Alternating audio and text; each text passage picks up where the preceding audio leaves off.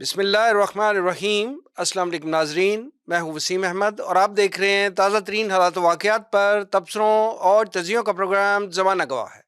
ناظرین، پاکستان کے آئین اور قانون میں توہین رسالت و قرآن پاک کے بارے میں واضح دفعات موجود ہونے کے باوجود آئے روز بلاسفیمی کے کیسز دیکھنے میں آتے ہیں۔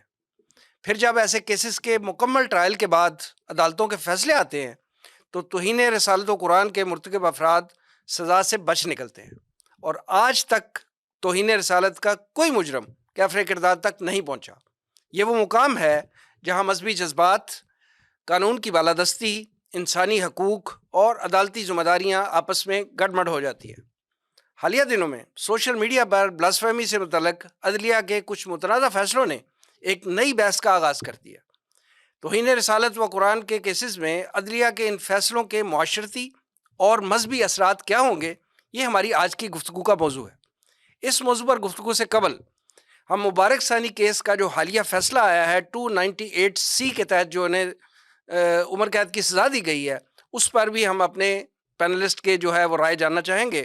میرے ساتھ تشریف فرما ہیں ترجمان تنظیم اسلامی جناب رضا الحق صاحب، ان کے ساتھ تشریف رکھتے ہیں معروف دانشور جناب کیسر احمد راجہ صاحب، اور معروف اسلامی اسکالر اور ادارہ حقوق الناس کے سربراہ جناب عبد الوارث گل صاحب، اور کراچی سے تنظیم اسلامی کے ریسرچ اسکالر ڈاکٹر انوار علی صاحب ہمیں جوائن کریں گے۔ آئیے گفتگو کا آغاز کرتے ہیں۔ کیسر احمد راجہ صاحب، گفتگو کا آغاز آپ سے کرتے ہیں۔ سوشل میڈیا پہ جو توہین رسالت اور توہین قرآن کے واقعات اور اس کیسز کی جو پروسیڈنگ چل رہی تھی اور اس پہ جو فیصلہ آیا، اس پہ گفتگو ہم بعد میں کرتے ہیں۔ پہلے میں مبارک ثانی کیس کا جو لیٹسٹ فیصلہ آیا ہے اس پہ آپ سب حضرات کی رائے جاننا چاہوں گا۔ پہلے تو بہت شکریہ، آپ نے عزت بخشی، اور بسم اللہ الرحمن الرحیم۔ دیکھیے، یہ اپنے منطقی انجام کو آج پہنچا ہے۔ اس کی بڑی ایک لمبی تفصیل ہے۔ 2019 کے اراؤنڈ اس کی اپلیکیشن جانا، 2022 میں اس کی فارمل ایف آئی آر کی 3 سال لگے ایف آئی آر کو رجسٹر ہوتے۔ پھر یہ مختلف عدالتوں سے ہوتا ہوا جب یہ سپریم کورٹ پہنچا تو وہاں پہ جو کنٹروورسی بنی، ججمنٹ کے اندر قرآنی آیات جن کا کوئی جوڑ بنتا بھی نہیں ہے وہ کر کے اس کو تھوڑی کوشش کی گئی۔ اس کے بعد پھر ایک پبلک ریوولٹ سٹارٹ ہوتا ہے کہ سپریم کورٹ سے یہ ایکسپیکٹڈ نہیں ہے کہ وہ خلاف قانون کوئی عمل کرے۔ تو اگر تو ریوولٹ کوئی ایسا ہوتا کہ سپریم کورٹ سارے پریشر میں یعنی کہ اس کو فیل کیے بغیر حق پہ کھڑی ہو جاتی قانون کے مطابق، تو پھر ہمیں لوگوں کے خلاف کھڑا ہونا چاہیے تھا۔ لیکن یہاں پہ لوگ اس لیے کھڑے ہوئے ہیں کہ انصاف کی جو ڈلیوری ہے اس میں سپریم کورٹ ہی رستے میں آ گئی ہے۔ تو پھر اس کو دوبارہ سے ریویو کیا گیا، اور ریویو کرنے کے بعد پھر وہ بیلز وغیرہ جو ہیں وہ کینسل ہوئی، تو اس کا کنولیشن ہوئی ہے۔ فرام وٹ آئی انڈرسٹینڈ کہ 2-3 جو الزامات تھے ان میں سے کولیکٹیولی جو سزا بنتی ہے وہ 28 سال کی ہے، کسی میں 25 ہے، کہیں 3 ہے۔ تو سو ان اے وے آج کا دن ہے مبارکباد دینے کا ان سب لوگوں کو جو اس میں مدعی تھے، جو وکیل تھے، جنہوں نے بہت بڑے پیمانے پہ محنت کی کوشش کی۔ رضا الحق صاحب، آپ مبارک ثانی کیس کے فیصلے کے حوالے سے۔ بسم اللہ الرحمن الرحیم۔ جی وسیم بھائی، جس طرح کیسر احمد راجہ صاحب نے فرمایا، بالکل میں اس کی تائید کرتا ہوں۔ اس میں جب یہ معاملہ سپریم کورٹ میں گیا اپیل کی صورت میں، تو اس وقت 10 ادارے جن کو کہا گیا تھا کہ آپ معاونت کریں کورٹ کی، ٹھیک، اور اس میں مرکزی انجمن خدام القرآن لاہور یعنی تنظیم اسلامی، اس کو بھی بہرحال کورٹ نے یہ کہا کہ آپ اپنا اوپینین دیں۔ تو ہم نے یہ کیا کہ اپنا اوپینین بھی ایک بنایا، اور ساتھ یہ کہ جو دیگر ادارے ہیں جس میں مفتی تقی عثمانی صاحب کا ادارہ ہے، مفتی منیب الرحمان صاحب کا ادارہ ہے، باقی ادارے ہیں، بہت سارے اداروں کو وزٹ کیا ہم نے، وہاں پہ ان سے ملاقات کی تاکہ ایک کنسنسس ڈیولپ ہو سکے۔ اور یہ اللہ کا کرنا ایسا تھا کہ کنسنسس سب کا تھا اس میں، الحمدللہ۔ تو بہرحال ہم نے بھی اپنا وہ جواب جمع کروایا، اور وہ جواب وہی تھا جو مفتی تقی عثمانی صاحب، مفتی منیب الرحمان صاحب اور باقی لوگوں نے جمع کروایا۔ اس میں عوامی دباؤ کا بہت رول تھا، اس میں کوئی شک نہیں، کیونکہ وہ سپریم کورٹ تک فیصلہ کر کے بیٹھ گئی تھی، اور وہ اگر نہ عوام اور علماء اکرام اور جو ہمارے اس طرح کے ساتھی ہیں، عبد الوارث گل بھائی، سپریم کورٹ نے ریویو نہیں کرنا تھا۔ جی وہ ریویو، اور یہ کوئی مثال بھی ایسی نہیں ہے کہ ریویو ہوا اور اس کے اوپر دوبارہ ریویو ایک دباؤ ہو جائے، بالکل، لیکن وہ کرنا پڑا ان کو۔ فیصلہ تو الحمدللہ اللہ کا کرم ہے، اس سے ہم جتنا بھی شکر ادا کریں اللہ تعالیٰ کا کام ہے، لیکن خدشہ یہ ہے کہ اس طرح کے فیصلے جب آتے ہیں نا اور پے در پہ آنے شروع ہوتے ہیں، جس طرح وہ شکور صاحب والا فیصلہ بھی ایک آیا ہے جی آپ کے علم میں ہے، اور اسی طرح علماء کرام کی ایک اکٹھا ہو جانا ایک جگہ پہ، تو اس میں یہ ہے کہ اللہ تعالیٰ استقامت عطا فرمائے اور کہیں یہ کوئی سازش نہ ہو، بس اس چیز کو سامنے رکھیں، سب اپنے کان کھلے رکھیں. مومن تو ویسے بھی ایک جو سوراخ ہے اسے 2 دفعہ نہیں ڈسا جاتا، حدیث کے اندر ہے، تو سب ذرا اپنے کان کھڑے کر کے رہیں اور دیکھیں اس کی آڑ میں، جیسا کہ ابھی ہم آگے بات کریں گے، ایسا نہ ہو کہ بلاسفیمی والے معاملے کی طرح کہیں دوسری طرف نکل جائیں. عبدالوارث بھائی، جب یہ مبارک ثانی کیس چل رہا تھا تو ہم لوگوں نے بھی اس پلیٹ فارم سے آواز اٹھائی، آپ لوگ بھی اس میں شامل تھے، ہمارے ہاں تشریف لاتے رہے اور اپنی موقف جو ہے وہ دیتے رہے.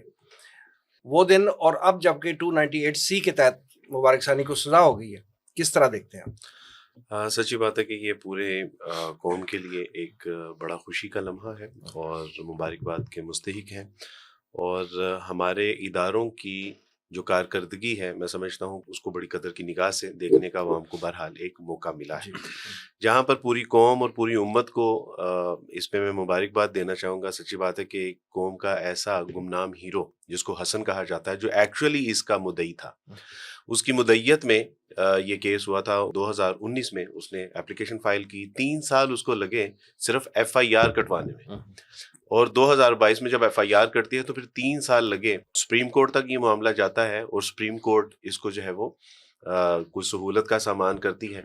لیکن جو ہے وہ اب ہمارا یہ مزاج بن چکا ہے کہ ہم پریشر کے بغیر کوئی کام کرنے کے لیے تیار نہیں ہیں. ہماری عدالتیں منصفانہ فیصلے دیتے ہوئے ڈرتی ہیں. یہ وہی وقت تھا کہ جب کیا ہی قریب تھا کہ جو ہے وہ، لیکن تاریخ میں، پاکستان کی تاریخ میں یہ پہلا سپریم کورٹ سے ایسا فیصلہ تھا جو ریویو میں گیا، اور ریویو میں جانے کے بعد وہی ایک جو ہے نا وہ کریڈٹ یہ قاضی کو مل سکتا تھا، قاضی فائز عیسیٰ کو، کہ جس کو اس نے کہا کہ نہیں، یہ عزت، یہ مقام و مرتبہ مجھے نہیں چاہیے، اور بالآخر وہ سیشن جج جو عدیلہ الطاف علیانہ صاحبہ ہیں ان کے حصے میں آئے. تو سچی بات ہے کہ یہ اللہ سبحانہ تعالیٰ کی توفیق سے ایک بہت بڑی خوشی ہے، کامیابی ہے. اور اس میں آپ یہ دیکھیے کہ جو لوگ کل تک یہ کہتے تھے کہ قرآن ہی تقسیم کر رہے ہیں نا، تو بہرحال یہ پتہ چل گیا کہ وہ قرآن تحریف شدہ تھا، یعنی اس کے ترجمے اور تفسیر میں تحریف تھی. اس کے اوپر جو ہے مبارک ثانی کو جو ہے وہ عمر قید ہوتی ہے. اور شاعر اسلام جو کہتے ہیں کہ بھی شاعر اسلام اختیار کرنے میں مسئلہ کیا ہے، تو وہ 298C جو ہے وہ وہی شاعر اسلام کہ جو ہمارا کانسٹیٹیوشن آف پاکستان ہے، جس میں یہ طے ہے کہ یہ شاعر اسلام استعمال نہیں کر سکتے، اپنے آپ کو شاعر اسلام استعمال کرتے ہوئے مسلمان ظاہر نہیں کر سکتے. لہٰذا اسی کے اوپر جو ہے وہ قانون، جو ہمارا قانون ہے، اس کے اوپر عمل درآمد کرتے ہوئے میں سمجھتا ہوں کہ اگر آپ مجھے اجازت دیں، پنجابی کا ایک جملہ، تسینیہ دے ٹھنڈ پاتی ہے. الحمدللہ. کیسر احمد راجہ صاحب، یہ بتائیں کہ پاکستان میں جو سوشل میڈیا کے ذریعے بلاسفیمی کے واقعات ہوئے اور پھر وہ معاملات کورٹ میں گئے، پروسیڈنگ چلیں، اب کچھ کیسز میں فیصلے بھی آ گئے ہیں. یعنی لاہور ہائی کورٹ کا جو راولپنڈی بینچ تھا اس کی طرف سے فیصلہ بھی آ گئے، 5 لوگوں کو بری کر دیا گیا.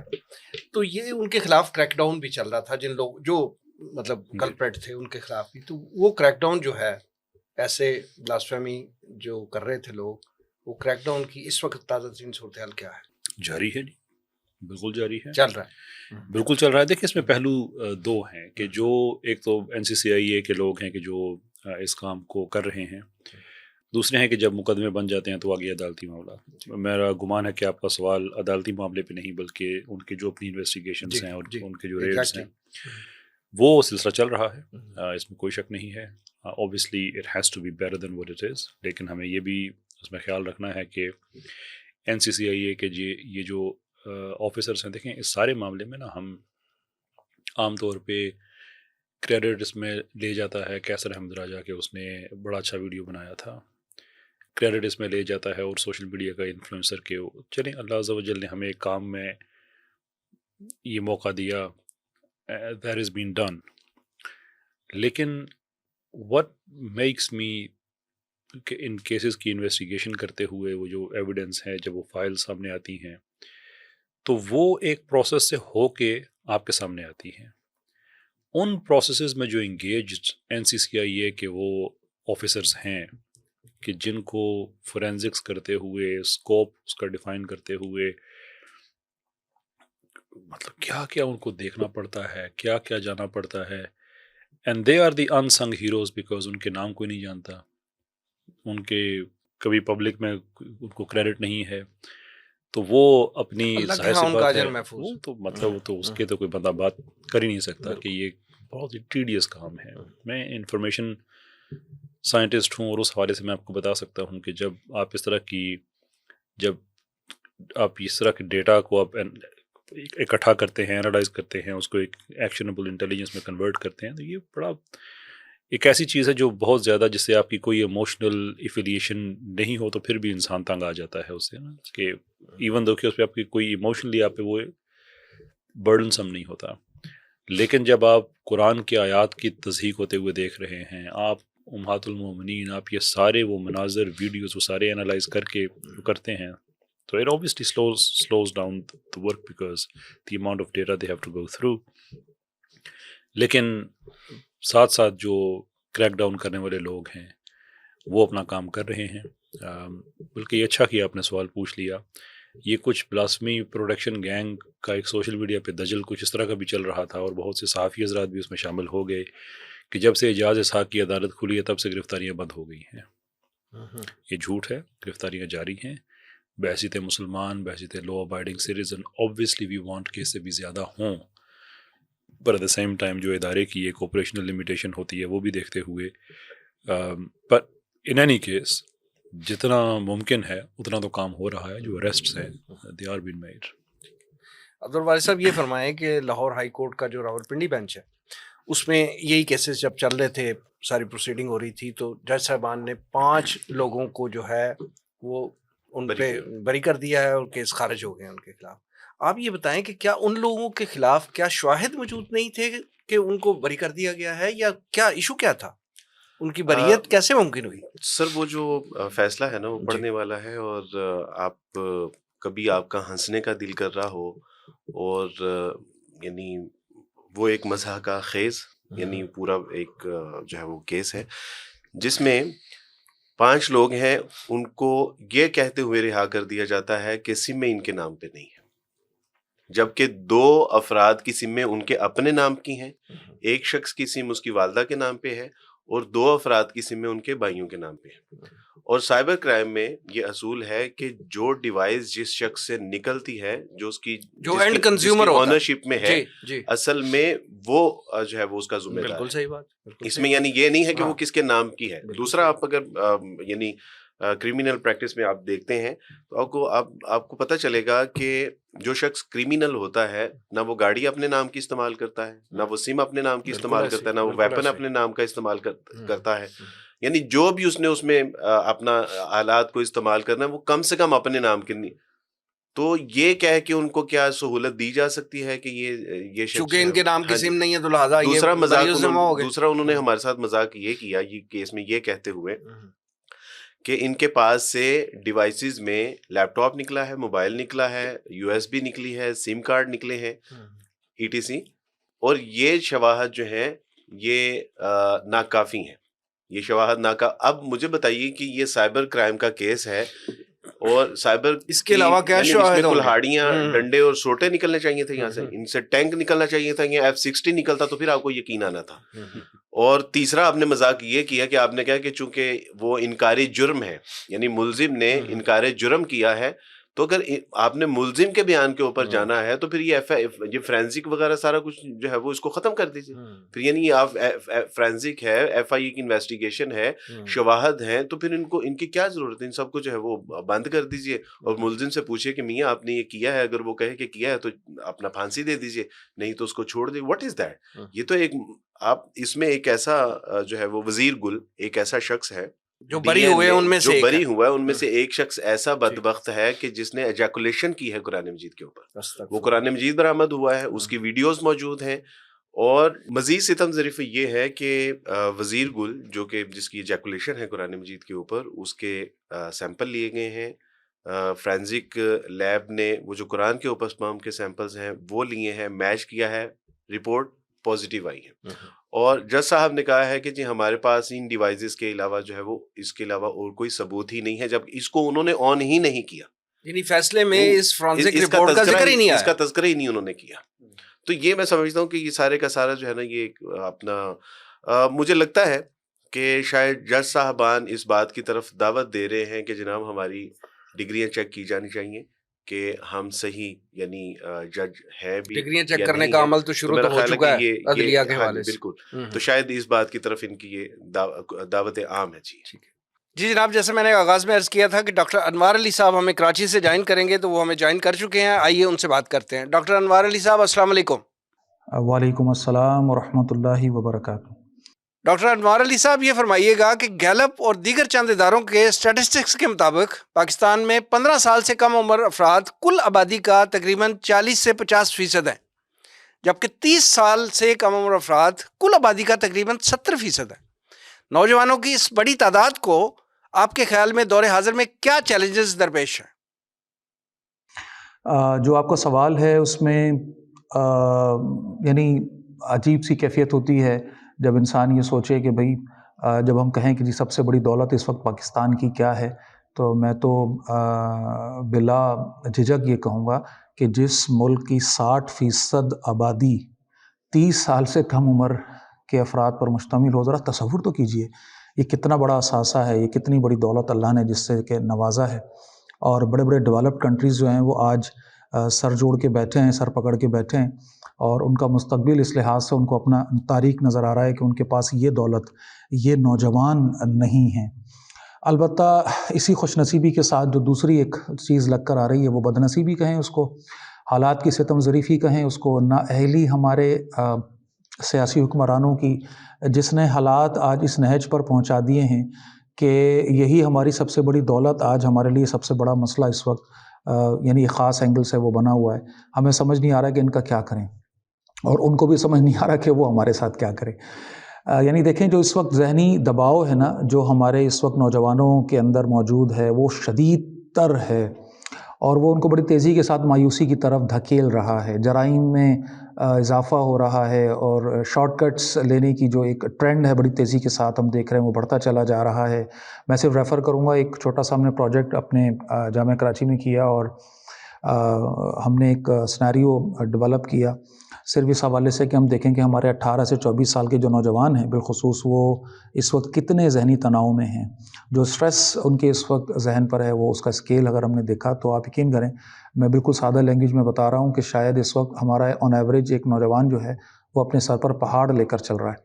اچھا، یہ جو ذہنی دباؤ ہے، جو اسٹریسفل ایک کیفیت ہے، ایک لائف سٹائل ہے، اس کو ہم عموماً ڈسکس نہیں کر رہے ہوتے. اور جب بھی ہم کہتے ہیں نوجوانوں کے مسائل تو ہم دیکھیں کہ آوازیں آنا شروع ہوتی ہیں، تو اس میں جی بے روزگاری مسئلہ ہے، حالات مسئلہ، مطلب ٹھیک ہے، دیکھیں یہ سارے مسائل ہیں، میں وہ ساری لسٹ یہاں پر گنوا سکتا ہوں جو عموماً اس سوال کے جواب میں گنوائی جاتی ہے. لیکن ذرا نوٹ کیجئے کہ ایک شخص اس قدر اسٹریس میں ہو، ذہنی دباؤ کی کیفیت یہ ہو کہ اس کی وہ اب صحت کے زون میں نہیں رہا، وہ بیماری کے زون میں جا چکا ہے، وہ اب ایز میں نہیں ہے، ڈس ایز میں ہے. تو اب مجھے بتائیے اب اس کے بعد کسی چیز کی کیا اہمیت رہ جاتی ہے؟ تو یہ جو نااہلی جس کو کہ ہم بھگت رہے ہیں ہمارے حکمرانوں کی اور پالیسی میکرز کی، اور وہ کرپشن جو اس وقت ہمارے سروں کے اوپر ایک یعنی کہ اونڈیلی جا رہی ہے ہر جگہ سے، جس کی وجہ سے یہ قیمتی اثاثہ نہ صرف ہم ضائع کر رہے ہیں، اپنا مستقبل ہم اپنا جو ہے وہ تباہ کرنے کی طرف جا رہے ہیں. تو میں جو خاص اینگل اور ظاہر جو سینیریو اس وقت چل رہا ہے، جو بات آپ لوگ کر رہے ہیں، اسی تناظر میں اگر بات کروں تو دیکھیے یہ سارے مسائل اپنی جگہ ہوں گے جن کا تعلق خالص دنیا اور اس کے کچھ زاویوں سے ہے. افسوسناک ترین جو پہلو ہے نا، اور جو بنیاد ہے ان سارے مسائل کی جو جڑ ہے، یا جس کی وجہ سے ان مسائل کو ہم ایگریویٹ ہوتا ہوا دیکھ رہے ہیں، وہ یہ ہے کہ مقصد زندگی کا جو ایک تعین ہونا چاہیے، جو اس کا کانسیپٹ ہے، اس کو بڑی تیزی کے ساتھ بدل دیا گیا. دین سے دوری اپنی جگہ ایک بہت بڑا اینگل ہے، لیکن اس سے بھی اوپر ایک ڈومین آتا ہے. یعنی ایک انسان کیوں اس کی لائف کا پرپس کیا ہے، مقصد کیا ہے. اب آپ اس وقت دیکھیے پورا کا پورا یہ نظام، یہ طاغوتی نظام جو پوری دنیا میں اس وقت رائج ہے، اور بدترین لیول پہ خاص طور پر ظاہر ہے مسلمان دنیا کو جس نے بہت زیادہ تباہ کیا ہے اور نوجوانوں کو فرسٹریٹ کیا ہے، اور ایک بیزاری کی کیفیت ہے، ایک نفرت کی کیفیت ہے. ہر انسان ایک دوسرے کے ساتھ ایک خاص کھنچاؤ میں، تناؤ میں. کیونکہ زندگی کا مقصد ایک طے کر لیا گیا ہے. ذہن سازی، ظاہر 5th جنریشن وار کا دور ہے، ان کو اچھی طرح سمجھ آ گئی ہے کہ یہ میدان جنگ میں اب جنگیں نہیں جیتی جاتی ہیں، اب جو ہے یہ ذہنوں کو فتح کیا جاتا ہے. تو انہوں نے ذہن آلموسٹ فتح کر لیے ہیں. انہوں نے یہ سمجھا دیا ہے کہ زندگی اسی کی ہے جس کے پاس مال ہے، دولت ہے، پیسہ ہے. اب فرسٹریشن یہ نہیں ہے کہ میں اپنا پیٹ بھر سکوں گا یا نہیں، یعنی ان جنرل. اب فرسٹریشن یہ ہے کہ وہ جو میں کھا رہا ہوں وہ کیا ہے، یعنی ایک لیول اوپر ہم چلے گئے ہیں. فرسٹریشن جو ہے نا اب لگژریز کی ہیں. اب جو ہے وہ ایک ایسا لائف سٹائل جو کہ، اور دیکھیے اس میں میڈیا کا کردار ہمیشہ سے اہم رہا، اور اس وقت تو آپ دیکھیے پورا میڈیا اور پھر سوشل میڈیا کی دنیا جس نے ہمارے بالخصوص نوجوانوں کے ذہنوں کو اس طرح سے کیپچر کیا ہے کہ زندگی کا مطلب ہی ان کو جو سمجھا دیا گیا ہے وہ ایک ایسا فیسنیٹنگ ورلڈ ہے، ایک ایسی تصوراتی خیالاتی دنیا ہے بالکل ان ریئل، کہ جس میں ایک نوجوان اپنے آپ کو دیکھتا ہے اور پھر جب ریئل لائف میں آتا ہے تو ایک فرسٹریشن ہوتی ہے، ایک دباؤ ہوتا ہے، غصہ آتا ہے، اس کو ایک انتقامی جذبے میں وہ چلا جاتا ہے. اب تعلیم حاصل کرتے ہوئے ہمارے نوجوان، مجھے 25 سال ہو گئے ہیں جامعہ میں پڑھاتے ہوئے، میں نے ہر دور ان 25 سالوں میں جو بھی دیکھا، اپنا دور بھی جو ہمارے نوجوانی کا دور تھا، پھر میں وہ ایرا ٹو ایرا دیکھ رہا ہوں کہ کیسے ذہن بدل رہے ہیں، کیسے ترجیحات بدل رہی ہیں، کیسے سٹائلز بدل رہے ہیں. اس کے پیچھے بنیاد کیا ہے کہ ہر انسان اب یہ چاہتا ہے کہ میں ڈیزرو کرتا ہوں کہ لگژریس لائف اور بہترین زندگی میرے پاس ہو اور مجھے کسی چیز کی کوئی کمی نہ ہو.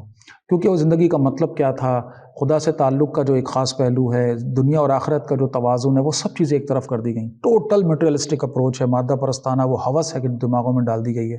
اب دیکھیے یہ بنیاد ہے. یہاں سے انسان فرسٹریٹ ہوتا ہے اور ایک ریونج کی کیفیت میں آ جاتا ہے. وہ پہلا اس ریونج کا پہلا ٹارگٹ اس کے ارد گرد کے لوگ ہوتے ہیں. پھر اس سے ایک اسٹیپ اوپر جاتا ہے تو وہ نظام کے، پھر اس سے ایک اسٹیپ اوپر آتا ہے اور پھر معاذ اللہ وہ یعنی خدا کے ساتھ اس کا جو ہے وہ ایک معاذ اللہ وہ ایک نسبت تناسب وہ بیلنس آؤٹ ہو جاتا ہے. اور پھر وہ اس ریونج میں کہ بھئی اس کو تو اتنا کچھ ملا، مجھے کیوں نہیں ملا، وہ ایسی لائف جی رہا، میں کیوں نہیں جی رہا، اس کے پاس یہ ہے میرے پاس کیوں نہیں ہے. اور میں اس ساری فرسٹریشن کو، ان ساری کمیوں کو، کہ جس کا ظاہر سی بات ہے اس کو ٹائٹل تو ہم یہی دے رہے ہیں کہ دین سے دوری ہے، حقیقت سے دوری ہے، زندگی کے اصل مطلب سے دوری ہے، جس کا کوئی اہتمام نہیں ہے، جس کی کوئی یہاں بازگشت نہیں ہے. تعلیمی نظام ہم سب جانتے ہیں، اب اس میں تربیت نام کی کوئی شے نہیں ہے، کچھ نہیں ہے. شخصیت سازی، کردار سازی اور ذہن کا بنانا کچھ بھی نہیں ہے. تو مجھے اگر کوئی پوچھے کہ جی اس وقت ہمارے نوجوان، اور اتنی بڑی تعداد میں ہمارے نوجوان یقیناً جو کہ اب بڑے ملٹی ٹیلنٹڈ ہیں، بڑے زبردست ہیں، ان کو صرف موقع ملنے کی دیر ہے، کوئی کمی کسی بھی لحاظ سے نہیں ہے الحمدللہ. بہت بہت زرخیز مٹی ہے یہ اللہ نے جو ہمیں عطا کی ہے.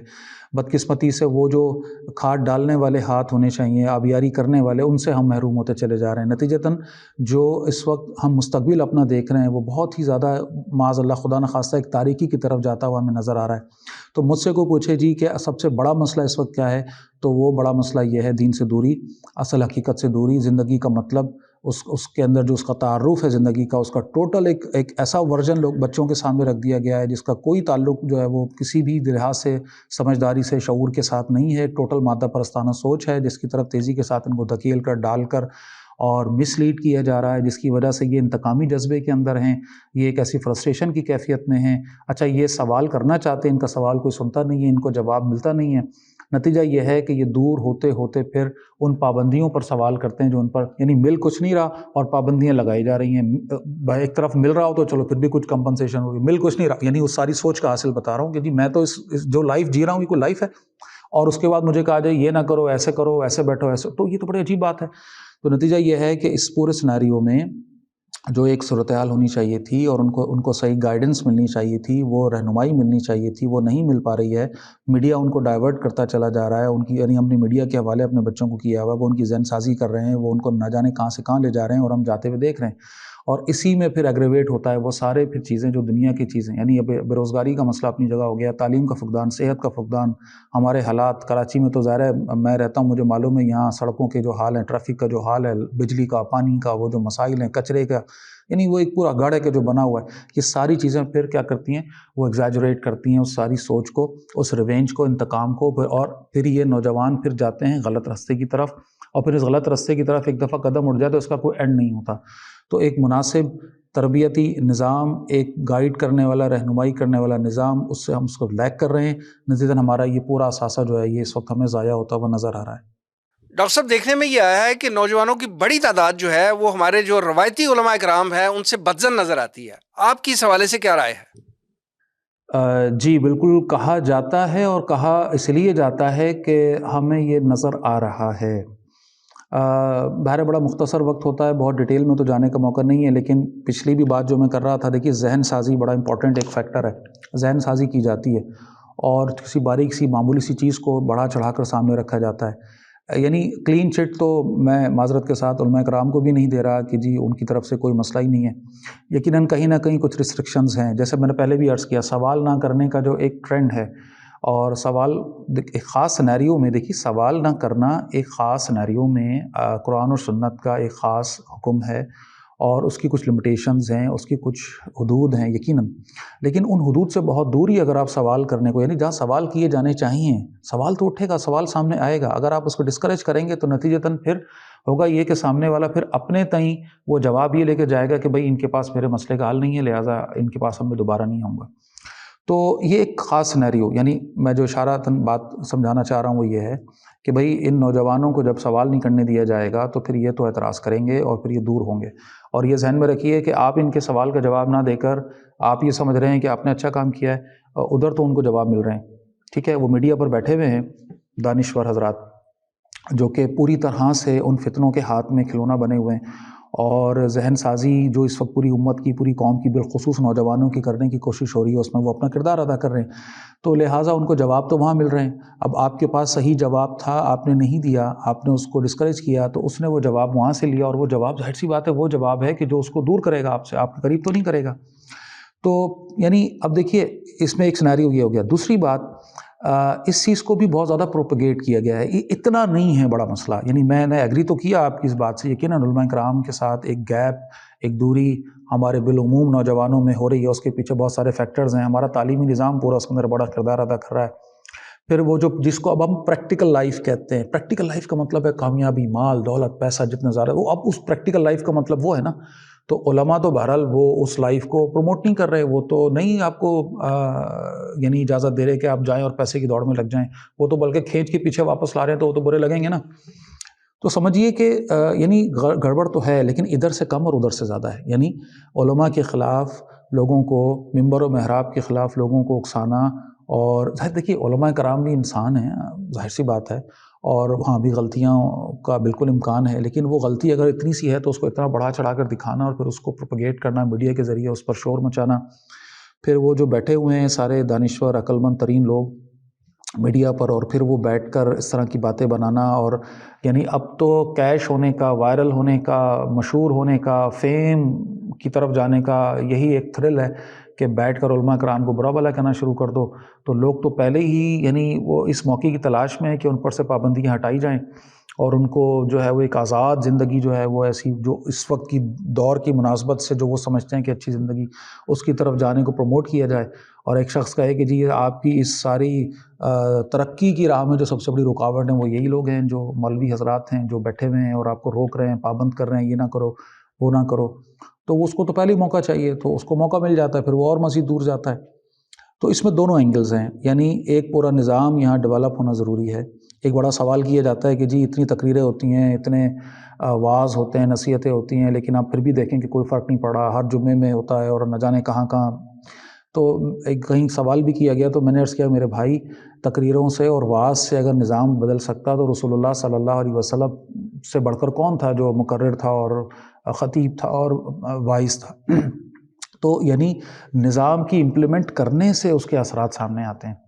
بھائی ان مولویوں کی باتوں پہ آپ جو بھی اپنا تبصرہ کر رہے ہیں کریں، وہ جو نظام ان کے پاس ہے وہ اسلامی نظام، وہ اللہ اور اللہ کے رسول کا دیا ہوا نظام، وہ قرآن کا نظام، اس کو نافذ تو کریں، اس نظام کو نافذ کرنے کے بعد پھر ہم کمپیئر کریں گے کہ اس نظام کی جو اثرات ہیں اور جو موجودہ اس وقت دجالی نظام جو طاغوتی نظام ہے اس کے جو امپیکٹس ہیں دونوں کو کمپیئر کریں گے تو پتہ چلے گا نا. تو وعظ اور نصیحت تو بہت ہو رہے ہیں، یقیناً ہو رہے ہیں، لیکن وعظ اور نصیحت سے دنیا نہیں بدلتی. جس دنیا کی آپ مثال دیتے ہیں کہ جہاں پر کہیں کچھ آسپیکٹس میں بہتری ہے، وہاں قانون کے اوپر عمل ہو رہا ہے نا. قانون انہوں نے بنائے ہوئے ہیں، ان قوانین کے اوپر عمل ہوتا ہے، تو قوانین پر عمل ہونے کے نتیجے میں اس کے امپیکٹس ہمیں نظر آتے ہیں. یہاں اسلامی قانون نافذ تو کریں، پھر دیکھیں کہ اس کے امپیکٹس کیا ہیں. تو بہرحال یہ ایک سیناریو میں نے آپ کے سامنے عرض کیا کہ جو ایک بنیاد بنائی جاتی ہے. تو ذہن سازی ہو رہی ہے، میڈیا کا کردار اگین بڑا تاریخ ہے اس کے اندر. علماء کو بھی تھوڑا سا اپنا لیول نیچے لانا ہوگا، نوجوانوں کی لائف کو یا ان کے کوشچنس کو انڈرسٹینڈ کرتے ہوئے، ان کے ایشوز کو انڈرسٹینڈ کرتے ہوئے ان کے سوالوں کے جواب دینے ہوں گے. یقیناً یہ بہت بڑی ذمہ داری ان کے اوپر ہے. جہاں اگر کوئی بہرحال الحمدللہ بہت اچھا کام ہو رہا ہے، لیکن بہرحال ابھی بہت کمی ہے، تو اس کمی کا بہرحال وہ ایک حصہ ان کی طرف جاتا ہے. البتہ یہ ذہن میں اچھی طرح سمجھیے اس بات کو کہ اس میں میڈیا جو ہے وہ زیادہ شور مچاتا ہے. اتنا ایسا نہیں ہے کہ کوئی بہت خدا نخواستہ کوئی بہت معاملہ گڑبڑ کی طرف یا برے اس کی طرف چلا گیا ہے. تو بس ان شارٹ یہ کہ وہ جو روک ٹوک ہے نا، وہ روک ٹوک جو علماء کر رہے ہیں دین کی بنیاد پر، وہ روک ٹوک بری لگ رہی ہے. اور ایسا بندہ چاہیے ہمیں کہ جو کہے کہ جی کوئی روک ٹوک نہیں ہے، بس جو جیسا کرو ویسا، آپ کوئی مسئلہ نہیں، تو وہ بندہ ہمارا فیوریٹ ہو جاتا ہے. تو یہ ایشو ہے جس کی وجہ سے یہ پورا کھڑاک پھیلایا گیا ہے، میں سمجھتا ہوں. ڈاکٹر صاحب یہ فرمائیں کہ نوجوانوں کو صراط مستقیم پر گامزن رکھنے کے لیے حکومتی اور معاشرتی سطح پر کن اقدامات کی ضرورت ہے؟ جی عملی سوال ہے ظاہر ہے، اور اس حوالے سے اہل علم اور اہل دانش بہت ساری باتیں کرتے رہے ہیں. ہم نے بھی بڑوں سے سنا ہے، سیکھا ہے، سمجھا ہے. میں پہلے بھی عرض کر رہا تھا کہ ایک نظام کا امپلیمنٹ ہونا بڑا ضروری ہے. کسی نظام کی صرف تعریف کر دینے سے بات نہیں بنے گی. اللہ اور اللہ کے رسول جو نظام ہمیں دے کر گئے ہیں، جب تک اس نظام کو ہم نافذ نہیں کریں گے ہمیں کیسے پتہ چلے گا اس کی برکات کیا ہیں. باقی اس وقت کے سیناریو میں اگر بات کریں تو دیکھیے دو بڑے امپورٹنٹ پلرز ہیں اس کویسچن کے بیک گراؤنڈ پہ. اگر دیکھیں کہ پوری جو جواب جو عمارت ہے اس کے دو مین پلرز ہیں. ایک ہے میڈیا، دوسرا ہے نظام تعلیم. تو میڈیا کا کردار دیکھیے، میڈیا اس وقت ہتھیار ہے، بہت بڑا ٹول ہے، بہت بڑا.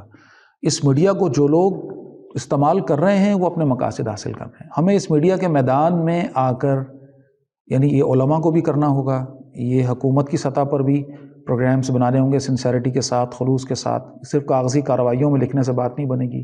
اگر واقعتاً ہمارے حکمران سنجیدہ ہیں ہمارے مستقبل کو لے کر، ہمارے نوجوانوں کو لے کے، تو انہیں کچھ پریکٹیکل سلوشنز کو لانا ہوگا. اس میں خاص طور پر نمبر 1 پہ میں آپ کے سامنے بات رکھ رہا ہوں کہ میڈیا کس طرح سے ذہن سازی کرتا ہے، کس طرح سے وہ لوگوں کو ان کے کوشچنس کو ان کو آنسر دیتا ہے. تو یہ بڑا امپورٹنٹ بات ہے. میڈیا کو بڑا کنٹرول وے میں چلنا ہوگا. یہ مادر پدر آزادی والا کنسیپٹ یہ اسلامی کنسیپٹ بھی نہیں ہے، اور یہ لاجیکل بھی نہیں ہے، یہ منطقی بھی نہیں ہے.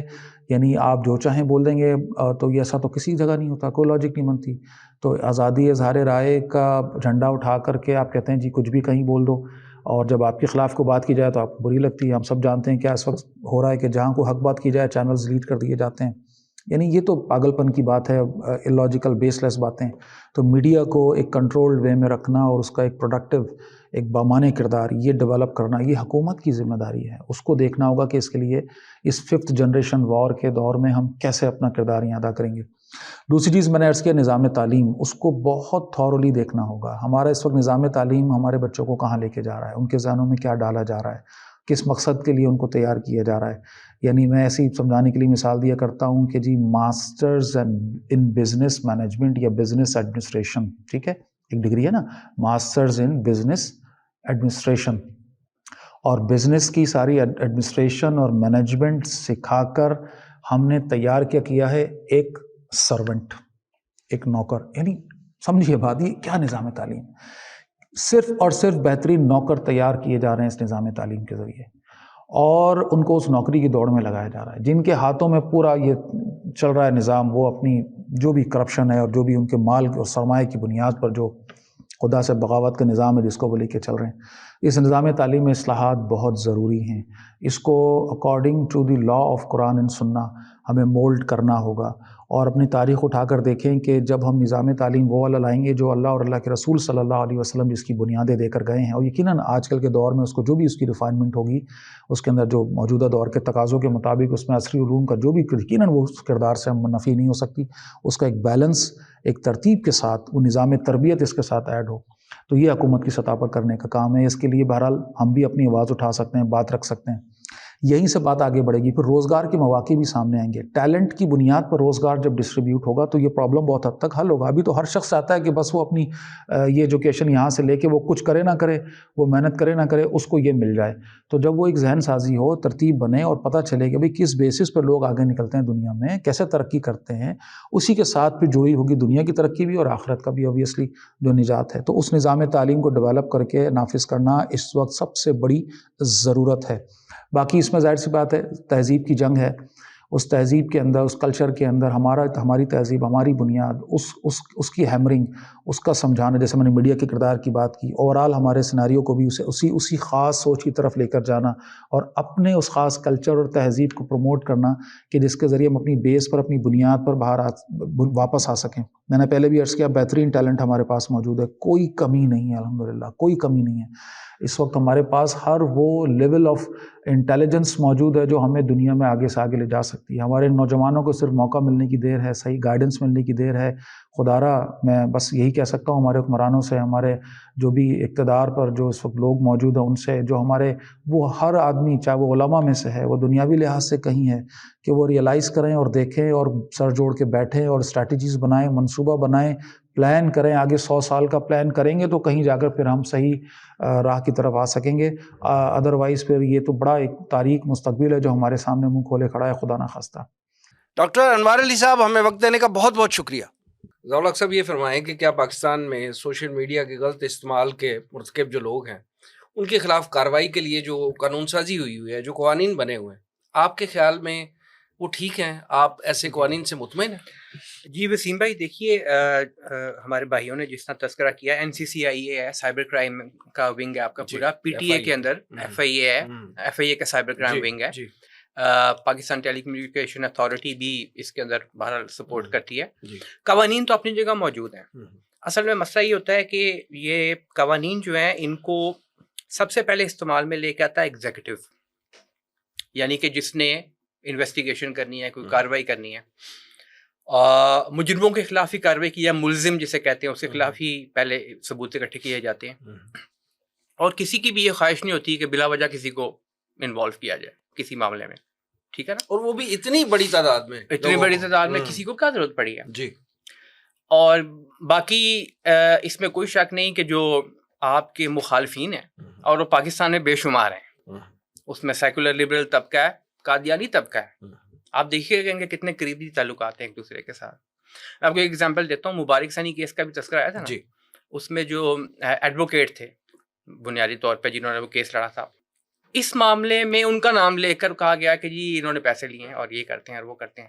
وہ بندے کا آپ لائف اسٹائل دیکھیں, پیسے لیے ہیں, کہاں گئے ہیں پیسے, اس کا منی ٹریل ہوتا ہے کوئی نہ کوئی, پیسے لے کے بلیم گیم نمبر 1. دوسرا یہ بھی ایک اہم بات ہے کہ کس کی کتنی پہنچ ہے, کس کی کتنی ریچ ہے, کون کتنا دوسرے پر اثر انداز ہو سکتا ہے. ہم نے یہ دیکھا ہے گزشتہ 78 سالوں میں پاکستان کے قیام کے بعد کہ جو طاقتور ہے وہ اپنی بات کسی نہ کسی پیرائے میں منوا لیتا ہے, ٹھیک ہے, وہ چاہے چیف مارشل ایڈمنسٹریٹر کے طور پہ منوا لے, وہ رہ جائے, وہ قانون کی خلاف ورزی ہے, اس کے بہرحال کوئی عدالتی کارروائی نہیں ہوتی وہاں پہ, اس کے جانے کے بعد جو مرضی کریں وہ تو بات کی باتیں.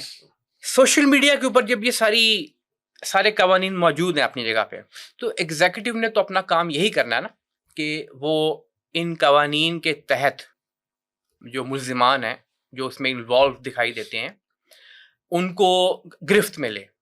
وہ گرفت میں لے لیا گیا, گرفت میں لے کے عدالت میں پیش کر دیا. اب اس کا دوسرا ایلیمنٹ یا دوسرا جو کہیں کہ جو بازو ہے وہ شروع ہو جاتا ہے, وہ ہے عدلیہ کا. بہرحال اس پہ بعد میں بات ہو جائے گی تفصیل سے. دیکھیے جو سوشل میڈیا بذات خود ہے وہ افکار کا ایک جنگل بن چکا ہوا ہے اس وقت. آپ سوشل میڈیا پہ جائیں, آپ کچھ تھوڑا سا اس کو دیکھیں, ٹویٹر ہو, سابقہ ٹویٹر جسے اب ایکس کہتے ہیں, وہ فیس بک دیکھ لیں, باقی دیکھ لیں, تو اس کے اندر آپ کوئی بھی ایک یعنی کہ انسان جو ہے اس کو اس کا موبائل یا لیپ ٹاپ وہ خود یہ کہنا شروع کر دیتا ہے بھائی بریک لے لو تھوڑی دیر کے لیے, چھوڑ دو اس کو. لیکن جو اس کے سحر میں ایسے مبتلا ہو جاتے ہیں کہ بس اسی کے اندر گم ہو جاتے ہیں, وہاں پہ انتہائی اب یہ کیسز جیسے سامنے آ رہے ہیں کوئی سوچنے سمجھنے والا مسلمان کیا ایسے کے معاملے میں انوالو ہو سکتا ہے؟ یہ تو جس کے کسی ذہن- نارمل انسان کا کام نارمل ہی نہیں انسان ہے. کا کام مسلمان نہیں تو اور اگلی بات ہے. وہ اب نارمل کیسے ہوا؟ ہوں. وہ اب نارمل ایسے ہوا کہ اس کے اندر ایڈکشن بن گئی ایک چیز کی. اچھا وہی ایڈکشن آگے چل کے دوسری بڑھتی جاتی ہے. وہ پہلے پورنوگرافی کا ایڈکٹ ہو جاتا ہے. پورنوگرافی میں بھی بری قسم کی پورنوگرافی کا ایڈکشن ہو جاتا ہے اس کو. پھر آگے جا کے معاذ اللہ یہ توہین کے معاملات کی طرف چلا جاتا ہے. تو یہ پرورژن آپ کو دوسرے ممالک میں بھی نظر آتی ہے. وہاں پہ کیونکہ مذہب اتنا بڑا ایلیمنٹ نہیں ہے. ابھی جو ایپسٹین فائلز آئی ہیں آپ کے سامنے وہ کیا ہیں؟ وہ یہی ہے نا کہ وہ جو نابالغ بچیوں کے ساتھ جو معاملات ہیں اس کے وہ ایپسٹین خود انوالو تھا. پھر اس کے ساتھ کتنے بڑے بڑے نام انوالو رہے ہیں. امریکہ کے بڑے بڑے نام, برطانیہ کے ویسٹ منسٹر تک, اور ان کی جو کوئین ہے اس کے, اب کوئین تو مر گئی خیر, جو ان کی رائل فیملی ہے وہاں پہ. اسی طرح 2012 میں مجھے یاد پڑتا ہے یا 11 کی بات ہے کہ برطانیہ میں ایک اور سکینڈل اٹھا تھا. وہ یہ تھا کہ وہاں کے جو آپ کا ہاؤس آف کامنز ہے, یعنی کہ جسے ہم اپنی نیشنل اسمبلی کہتے ہیں, ادھر باقاعدہ جو ڈارک ویب کے اوپر چائلڈ پورنوگرافی ہوتی ہے وہ ملی تھی جب تلاش کی گئی ان کے لیپ ٹاپس کے اوپر. تو ایسے معاملات سے کوئی بھی انسان مبرہ نہیں ہے. اب یہ تو تربیت کی بات ہے پہلی بات. دوسرے قانون کے اپلائی کرنے کی بات ہے. جو قانون کو اپلائی کر دے گا اس کے مطابق پکڑا جائے گا, پھر عدالت سے سزائیں بھی ملیں گی. تو وہ ایک دفعہ اس شخص کی ایک عبرت ناک سزا جو ہے وہ باقیوں کے لیے کان کھڑے کرنے کے لیے کافی ہے.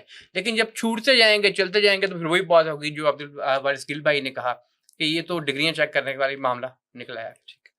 کیسر راجہ صاحب یہ بتائیں کہ جیسے ابھی ضیاء صاحب فرما رہے ہیں کہ یہ ایڈکشن سے شروع ہوتا ہے معاملہ اور پھر چلتے چلتے اس لیول تک پہنچ جاتا ہے کہ یہ ہماری عدالتوں میں پہنچتے ہیں معاملات.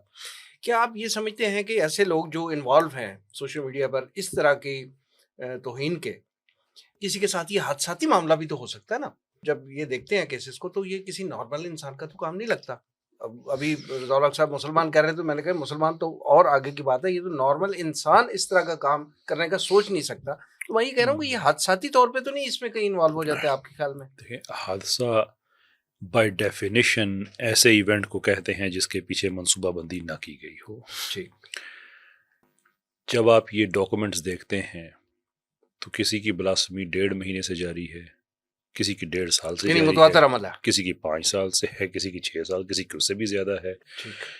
اور یہ بلاسفمی ایسے بھی نہیں ہے کہ آپ نے کہیں دیکھی وہ شیئر کی ہے. بیچ میں جو کنٹینٹ کریٹر ہیں, یہ جو ابھی کیسز ہیں نا, ان میں میجورٹی لوگ وہ ہیں جو کنٹینٹ کریٹرز ہیں. تو کنٹینٹ کریشن کا مطلب ہے کہ اب مثال کے طور پہ, اب بہت معذرت آپ کے سننے والوں کی سماعتوں سے, کہ آپ نے ایک فحش فلم ڈاؤن لوڈ کی ہے, اس پہ کہاں کہاں آپ نے قرآن کو مکس کیا ہے. آئی ووڈ رادر کہ انسان زندہ زمین میں گڑ جائے یہ بات کہنے سے, پر it's something people have to know کہ اسی مووی میں, فلم میں کہاں کہاں امہات المومنین کے نام درج کر دیے گئے اور اس کے بعد اس کو شیئر کر دیا گیا. اس میں سے کس سٹیپ کو ہم کہیں گے کہ یہ حادثاتی ہو گیا تھا اور اتنے عرصے سے ہوتا چلا آ رہا ہے؟ جسم کے نجس حصوں کے اوپر مقدس نام لکھنے, کہانیاں لکھنی, رول پلیز کرنے کہ میں وہ صحابی بنتا ہوں, تم فلاں, اب اس سے آگے میں نہیں کہوں گا, اور آپس میں پھر سیکس چیٹس کرنا اور ان کو شیئر کرنا. اس میں کس سٹیپ پہ کہانی لکھتے ہوئے اسے ہم حادثاتی کہیں گے, رول پلے کو ہم حادثاتی کہیں گے, اس کو پھر شیئر کرنے کو کس سٹیپ کو ہم حادثاتی کہیں گے؟ اور سارے کا سارا ڈاکومنٹڈ ایویڈنسز کے ساتھ عدالتوں میں موجود ہے. تو مجھے اندازہ ہے کہ پاکستان میں ایک طبقہ, ان کی ذہنی حالت ایسی ہوگی اور فلاں ہوگی. میرا ایک سوال ہے, اس پہ میں اس سے زیادہ کچھ نہیں کہنا چاہوں گا. کسی مذہب کے دامن میں کچھ نہیں چھوڑا گیا. اسلام کے حوالے سے بھی کوئی مقدس شخصیت ایسی نہیں جس کے خلاف جسارت نہ کی گئی ہو. احادیث کی کتب, قرآن پاک, ہندوازم کی مقدس شخصیات, عیسائیت کے مقدس شخصیات, مقدس علامات, ہر مذہب کی. انسیڈنٹلی قادیانی مذہب کے خلاف کچھ بھی نہیں ہے, ایک بھی نہیں ہے. کیا یہ حادثہ ہو سکتا ہے کہ ایک کے خلاف نہ ہو؟ یہ میں لوگوں پہ چھوڑ دیتا ہوں. At this stage I am not making any statement. تو یہ ایک طبقہ ہے پاکستان میں جو کہتا ہے کہ نہیں ان کے مینٹل یہ کرو وہ کرو. دیکھیں آپ کے کمرے میں بار بار اگر شارٹ سرکٹ ہو رہا ہے اور اس کی وجہ سے اچانک آگ لگ جاتی ہے تو آگ جب لگی ہوئی ہے تو اس وقت آپ انالیسس کرنے نہیں بیٹھتے کہ یہ بار بار کیوں شارٹ سرکٹ ہو رہا ہے. First of all you coil the fire. آپ اس آگ کو آپ بجھاتے ہیں. اس کے بعد آپ دیکھتے ہیں کہ سارا کیوں ہو رہا ہے. اس وقت یہ معاملہ نہیں ہے کہ ہم یہ سوچنے بیٹھ جائیں کہ ایسا کیوں ہو رہا ہے. ٹھیک ہے یہ چیزیں پیرالل بھی ہو سکتی ہیں, اس کے لیے اور ادارے ہیں, ہمارے پاس بڑے اچھے ڈاکٹرز ہیں ہمارے پاس, sure by all means do that. لیکن جو جرم ہو رہا ہے اس سے ہمیں اپنا فوکس ہم ڈائیورٹ نہیں کر سکتے. اور اس لیے بھی نہیں کر سکتے کہ دیکھیں بہت مشکلوں سے اس ملک کی عوام کئی غلط تجربات کر کے, دہشت گردی کر کے, انتہا پسندی کر کے, چرچوں کو آگ لگا کے, لوگوں کو زندہ جلا کے, شری لنکن میں یہ سارے واقعات ہمارے پاس ہیں, کہ آخر کار اس جگہ پہ بات آئی ہے کہ نہیں ایسے معاملات کو خالص قانونی میدان میں دیکھا جانا چاہیے, آپ قانون کو ہاتھ میں نہ لیں. تو وہ ایک سسٹم چل پڑا ہے. یہ سسٹم عدالتوں سے رجوع کرتے ہیں. ایگزیکٹلی یہ سسٹم اگر روک دیا جائے جیسے عدالتیں کر رہی ہیں, اب شروع ہو گیا ہے, یا بلاسمی پروڈکشن گینگ ہے, یا کچھ صحافی ہیں, کچھ ان کے وکیل ہیں, ان کو ہمیں تو نہیں کہیں گے یہ سارے گینگ کا حصہ ہیں, لیکن ہم کہیں کہ وہ لوگ جو ان کے پروپیگنڈے سے متاثر ہیں. یہ جب جو اصل جو یہاں پہ جو ایفیکٹ ہے اس بات کا کہ لک اٹس نیچرل جو ہے نا, جو ہم کہتے ہیں جو یہ موب لنچنگ ہوتی ہے, یہ لفظ لنچنگ کہاں سے ہے؟ یہ اس آدمی کے نام پہ ہے, لنچ اس کا سر نیم ہے جس کے نام پہ, کہ اس نے یہ کمیونل جسٹس کا کانسیپٹ ہے کہ ٹھیک ہے ان کو گلی محلے میں نا ان کو پھر اڑا دو. یہ پرانی اگر آپ امریکن ہسٹری آپ پڑھتے ہیں دیکھتے ہیں, اس کو روکنے کے لیے فارمل ادارے بنائے جاتے ہیں تحقیق کے, تفتیش کے. اس میں ایگزیکٹو ہے جیسے رضا الحق صاحب نے کہا, اس کے اندر پھر عدلیہ ہے. یہ اسٹیٹ کے آرگنز کام اس لیے کرتے ہیں کہ عام آدمی قانون کو اپنے ہاتھ میں نہ لے. اب اگر ہم اتنی مشکلوں کے بعد پاکستان کے لوگ یہاں تک آ گئے ہیں کہ ان کو ایسے ہی حل کیا جائے, تو آپ کیا چاہتے ہیں؟ What do you want? کہ کبھی کیسز ڈیریل ہو جائیں, کبھی کمیشن بننا جعلی اس طرح چلا جائے, کبھی جعلی ضمانتیں سٹارٹ ہو جاتی ہیں, ڈی این اے رپورٹس کو اگنور کر کے ملزمان کو رہا کیا جا رہا ہے, ضمانت بھی نہیں رہا کیا جا رہا ہے. نہ کریں لوگوں کے ساتھ یہ ظلم. Let the law take its course. یہ ایک ہی چیز کا حل ہے کہ رول آف لا کے تحت یہ چیزیں کی جائیں. اس کے علاوہ کبھی اس کو کیسز کو ہلکا کرنے کے لیے ہم سائیکالوجی میں چلے جاتے ہیں, کبھی ہم ڈینائی اس کو کرنے کے لیے. none of that is going to help the cause. اگر اس ملک نے ترقی کرنی ہے, سول طریقے سے آگے بڑھنا ہے, rule of law has to prevail. اس کے علاوہ کوئی ہمارے پاس آپشن نہیں ہے. عبدالوارث صاحب جیسے کیسے راجہ صاحب فرما رہے ہیں کہ اس کے علاوہ ہمارے پاس آپشن کوئی نہیں ہے. اب اگر عوام جو ہے وہ رجوع کر رہے ہیں عدلیہ کے ساتھ, تو وہاں انصاف ہونا بھی چاہیے اور ہوتا ہوا نظر بھی آنا چاہیے. آپ یہ بتائیں کہ کیا ہمارے ریاستی ادارے جو ہیں وہ, جیسے ابھی بات آئی پہلے کہ وہ ایسے مرتکب جو توہین رسالت کے مرتکب لوگ ہیں ان کے خلاف کارروائیاں کر رہے ہیں اور اپنا وہ کام پوری دیانتداری کے ساتھ کر رہے ہیں, آپ یہ بتائیں کہ کیا ہمارے ریاستی ادارے جو ہیں ان کلپریٹس کے خلاف جب وہ کام کرتے ہیں تو ان کو کوئی پکڑتے ہیں جب, تو ان کو پہلے وارننگ بھی دیتے ہیں کہ جی اس سے باز آ جائیں؟ کوئی اس طرح کا وارننگ کا بھی کوئی میکنزم ہے؟ اصل میں یہ جو پورنوگرافی بلیسفیمی ہے نا, یہ شاید 2017 سے پہلے کسی نے سنی بھی نہیں ہوگی کہ پورنوگرافی بلیسفیمی بھی پاکستان میں ہو سکتی ہے کہ ایک اسلامک اسٹیٹ میں. اس کے باوجود جب یہ معاملات ہوئے اور اس کو بڑی حکمت اور دانائی کے ساتھ لے کے چلا گیا, تو پیمرا نے, پی ٹی اے نے اور اس طرح کے کئی ایسے ادارے تھے کہ جنہوں نے اویئرنس پھیلانا. آپ نے بھی کال پہ یا اس طرح کے میسیج سنے ہوں گے کہ اس طرح کے جرائم کی طرف رکا جائے. اگر آپ کو اس طرح کا کوئی مواد نظر آئے تو اس کو رپورٹ کریں, کیونکہ اس کے بہت سنگین نتائج آپ کو بھگتنے پڑ سکتے ہیں. یہ اویئرنس ہوئی ہے, باقاعدہ طور پہ ہوئی ہے.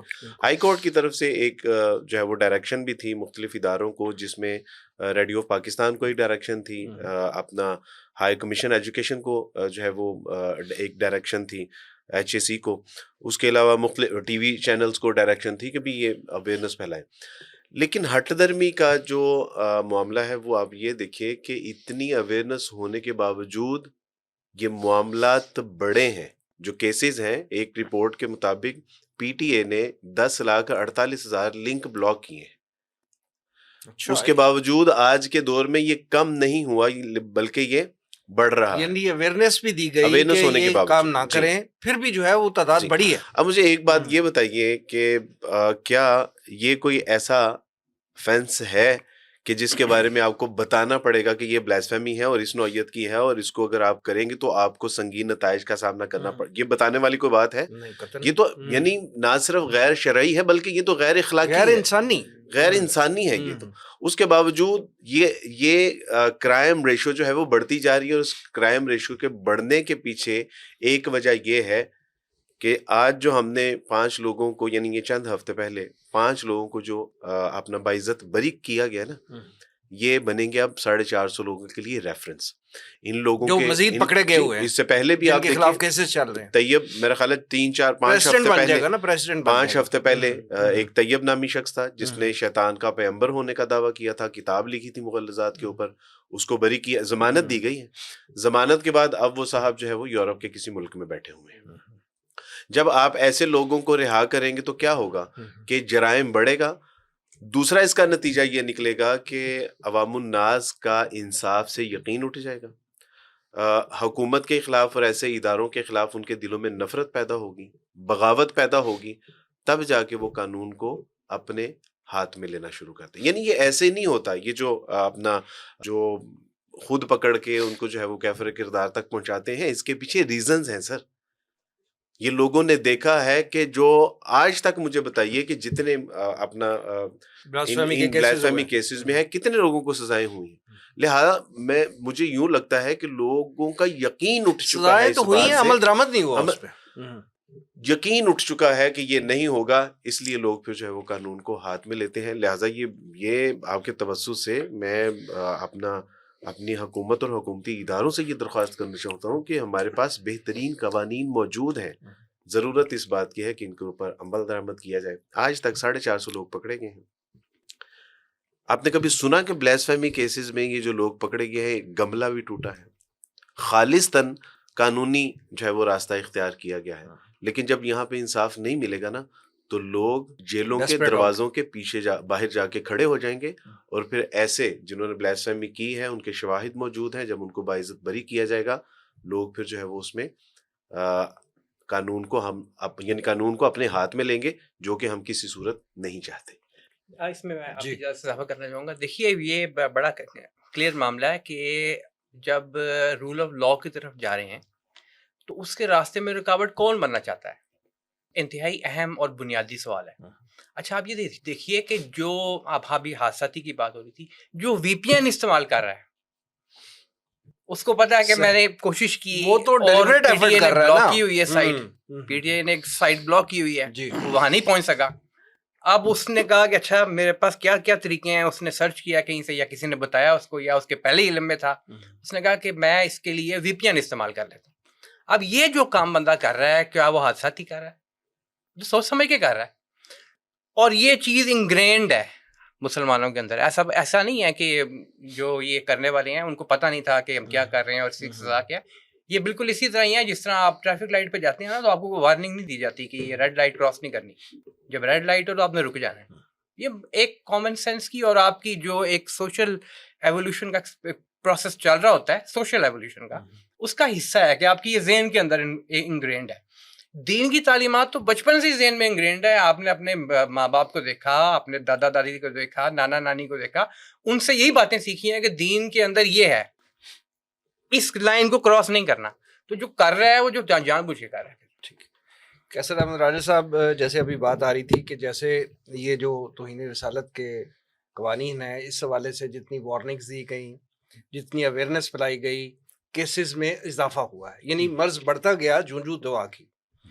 آپ یہ بتائیں کہ جب آپ ان کیسز کو فالو کر رہے تھے، کورٹس میں جا رہے ہیں، ان کے خلاف آپ بات کر رہے ہیں جا کے کورٹ میں، تو آپ کو سیکولر طبقے کی طرف سے، لبرل طبقے کی طرف سے کیا جو ہے پریشانیاں جو ہے وہ فیس کرنی پڑیں, اور کیا ان کا سٹانس کیا تھا آپ کے خلاف؟ دیکھیں, ایک چیز ہوتی ہے پوائزننگ دا ویل, فیلسی بیسکلی, یا ڈی ہیومنائزیشن میتھڈ سائیکالوجی میں. آپ ایشو پہ ڈسکس نہ کریں, آپ اس آدمی کی ذات کو نشانہ بنائیں, اس پہ کیچڑ اچھالیں کہ لوگوں کے ذہن میں یہ بات راسخ ہو جائے کہ جو بھی کہہ رہا ہے وہ غلط کہہ رہا ہے.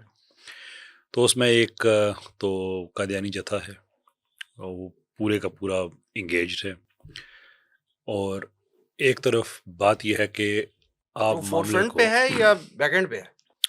نہیں, وہ تو ان کے جو سوشل میڈیا وارئرس ہیں وہ تو سامنے ہیں. اچھا. تو ایک طرف تو ہماری طرف سے جو بیان ہے کہ عدالتی معاملات ہیں, ہم عدالتوں سے ایکسپیکٹ کرتے ہیں کہ وہ قانون کے مطابق کام کریں, اور یہ کہ اس کو لیگل پیراڈائم کے اندر اندر ہونا چاہیے. تو اس کا ایک جواب آنا چاہیے کہ آپ اس کو کیوں, یہ کیسز کیوں نہیں ہونے چاہیے. جو بھی ہے, ایک آپ اس چیز سے انگیج کرتے ہیں, آرگومنٹ کا جواب آرگومنٹ سے دیتے ہیں, but you remain focused on the actual matter that we discussing. ان کا طریقہ کار ہے مجھے دھمکیاں دینا, میری فیملی کو دھمکیاں دینا, ایسے لغو قسم کے, اور بیچ میں الزامات لگانا.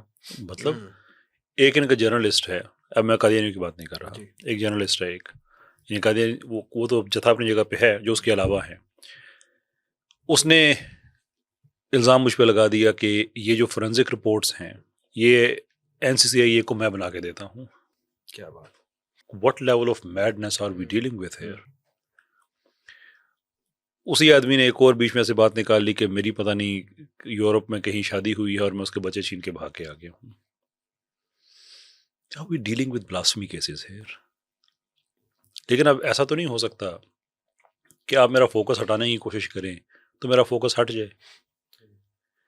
ایشو پتہ کیا ہوا, اس طبقے کو یہ نہیں پتا کہ جو ہمارا موٹو ہے وہ ہے فدا کا امی و ابی و نفسی و روحی و اولادی یا رسول اللہ صلی اللہ علیہ وسلم. تو اس کوز میں تو جو ہمارے بچے ہیں وہ بھی ہمیں ہمارا فوکس نہیں ہٹا سکتے, تو جو میرے ہیں ہی نہیں امیجن ہے کہ مجھ سے قربانی وہ اس چیز کی مانگ رہے ہیں جو ایگزسٹ ہی نہیں کرتی.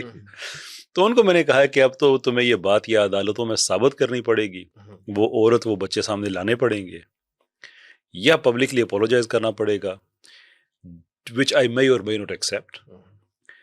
یعنی ان کے ٹیکٹکس جو ہیں اس طرح کے, دھمکیاں اس طرح کی, میں یہ بات زیادہ پبلک میں نہیں بتاتا, لیکن ٹوائس میرے ساتھ, ایک دفعہ میری گاڑی کو آف روڈ پش کرنے کی کوشش کی گئی. اچھا, معاملہ اس نوبت تک پہنچ چکا ہے. میں ڈرائیو کر رہا ہوں, ایک بائک میرے ساتھ ساتھ بالکل نہ اوور ٹیک کر رہی ہے نہ پیچھے جا رہی ہے, اور ایک ہاتھ اس پوزیشن میں رکھا ہے جیسے آدمی کو ویپن وغیرہ کو ریچ کرنے کی کوشش کر رہا ہوتا. یو ریئلی تھنک کہ یہ سلوشن ہے ان چیزوں کا؟ ایک لیگل معاملہ ہے, آپ اسے لیگل طریقے سے حل کریں. اور کیا ہوگا, مطلب کیسر احمد نے 2-4 ویڈیوز بنا دیے ہیں, تو کیسر احمد کو اللہ عز و جل نے ایک موقع دیا ہے کہ وہ سرو کرے, یہ کوز نہیں رکنے والا. آپ مجھے کل مارے 18 کیسر احمد اور کھڑے ہوئے ہوں گے یہاں پہ, 18 یہاں پہ وارث کھڑے ہوئے, اور کتنے, کیونکہ یہ معاملہ انسان کو ٹرانسینڈ کرتا ہے, انسان سے بہت آگے جانے والی چیز ہے. اس معاملے میں slightly less spoken of element ہے کہ کہتے ہیں مولوی اس طرح کی باتیں.